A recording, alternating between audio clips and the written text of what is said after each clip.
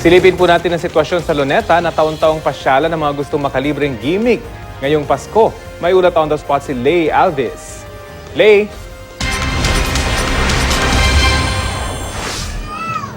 Rafi, ngayong araw ng Pasko, kahit saan mabaling ang tingin dito sa Luneta, ay may mga pamilya o barkadang nagbabanding. Kanya-kanyang baon para sa kanilang Christmas picnic. Ang iba naman naglilibot sa parke.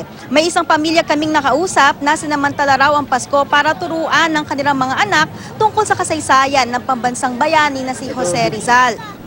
Ang iba naman tradisyon na raw ng pamilya ang pamamasyal sa Luneta tuwing Pasko. Hindi lang mga Pinoy, Rafi, ang nakita naming namamasyal dito sa Luneta. Meron ding mga banyaga na talaga namang naaaliw sa masayang pagdiriwang ng mga Pinoy ng Pasko. Narito ang kanilang mga pahayag.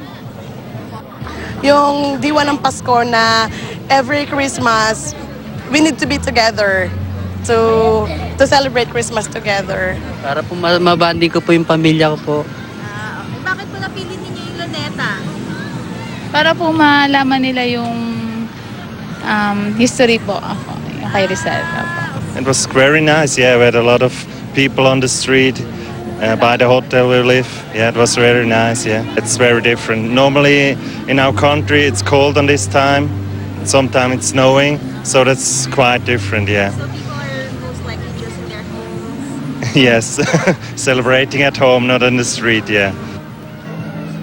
Rafi, inaasahan natin na lalo pang dadami ang mga taong mamamasyal dito sa Luneta hanggang mamayang hapon. At yan muna ang pinakahuling balita mula rito sa Luneta. Balik sa iyo, Rafi.